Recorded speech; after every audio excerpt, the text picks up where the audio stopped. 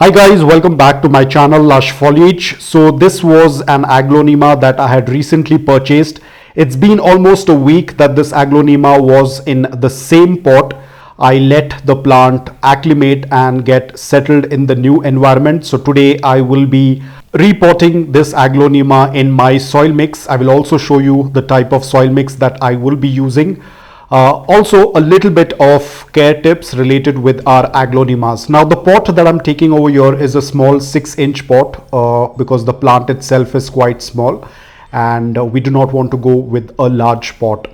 And the soil mix is the same soil mix, which is a mix of garden soil, coco peat, sand and a little bit of perlite. Again, perlite is optional because sand itself is going to make the soil mix well draining.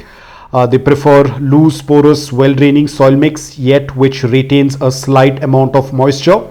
As of now, I haven't added any fertilizers or any kind of nutrients. It's the basic garden soil that is going to give the nutrients to the plant until we fertilize the plant after 20 to 25 days.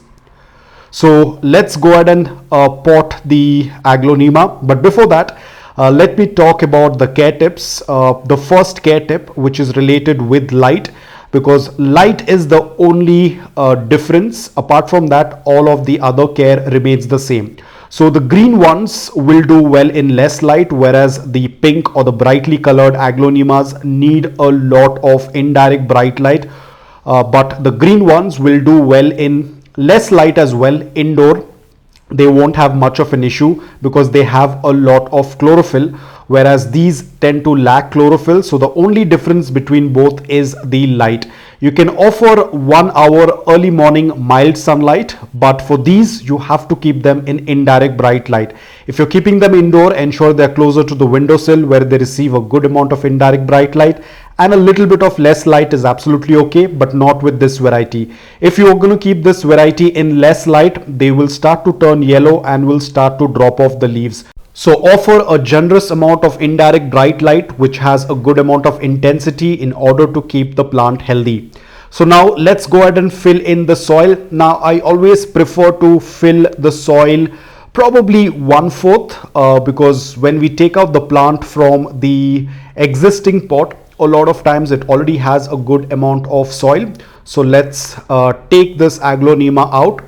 Luckily the soil is mostly coco peat in this, so it immediately fell apart, so we do not need to clean the roots, and this is how the healthy roots tend to look like. The plants purchased from this seller is always very healthy, and that's what I love about this seller.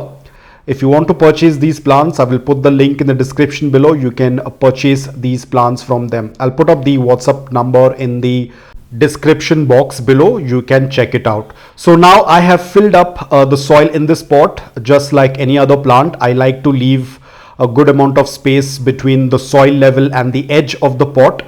Makes things much easy because later on, after 20 or 25 days, I will be adding in some waste tea leaves as leaf compost. I generally do not use any solid fertilizers apart from the waste tea leaves. I usually tend to use the compost tea, which is a liquid fertilizer. Now let's talk a little bit in detail about the care. As I said, these are two different varieties. The only difference is in terms of light. Rest everything remains the same. Starting off with water, the watering remains the same. Aglaonemas prefer a slight amount of moisture in the soil. They do not like dry soil, or they are not drought tolerant plants. You have to maintain a slight amount of moisture. Whenever you see around 1 to 2 inches of the upper layer of soil is dry, go ahead and do a complete watering. Do not just mist or put few drops of water. You have to do a complete watering until the water starts passing through the drain hole. If you're going to do a light mist, or if you're just going to add like a little bit of water, that is not going to be sufficient. You have to do a complete watering. As I said, they prefer a slight amount of moisture in the soil and not dry soil. If the soil is dry, the leaves will start to get droopy. And as you can see, my soil mix is very well draining. Within a couple of seconds, the water starts to pass through the drain hole. I think this pot needs a little bit more watering because we have just put in some dry soil, so it will take a while for the soil to soak up. And this is exactly how the water should drain out from the pot within a couple of seconds. The water should not pool in the pot or stay stagnant in the pot. Otherwise, the plant may have a root rot. So you have to be extremely careful with this. Now, talking about propagation, it is very simple to propagate your aglaonemas. The best way is to wait for the plant to put out new offshoots. As you can see over here, we have 2 offshoots in this pot. So if I have to do a propagation, I can just take out the plant and do a root division. I feel this is one of the easiest method. Of course, you can grow aglaonemas via seeds. You can even do a stem cutting, but I prefer to wait for them to put out pups because the pups tend to grow really fast, and it is much easier than stem cutting because again, with stem cutting, you have to cut the stem, you have to wait for the roots to appear. It takes a lot of times, and at times if things don't go right, the stem also tends to rot. So the best option is wait, let them grow healthy. Once the plant matures, it will start to put out a lot of offshoots. But what I have noticed is with the imported varieties, the one on the left hand side, these tend to grow a little bit slow because of course these are hybrids. The green ones tend to put out offshoots much more often than the hybrids because these are basically imported from Thailand or from other countries. They are basically a little bit fragile. So for them to put out the offshoots, it takes a very long time. So I would rather say not to do any kind of cuttings on these imported ones because a lot of times they are not successful. So let the plant stay in the pot and let it do its own thing. Now, talking about pest issues, I haven't seen any pest attack on my aglaonemas. They are pretty resilient towards pest issues with mealybugs, but it's always better to do a routine check because if there is any other plant that has been affected with mealybugs or any kind of pest, that can transfer onto your aglaonemas. So always do a visual check. The moment you notice even one small little mealybug or any pest, take your neem spray and get rid of it as soon as possible.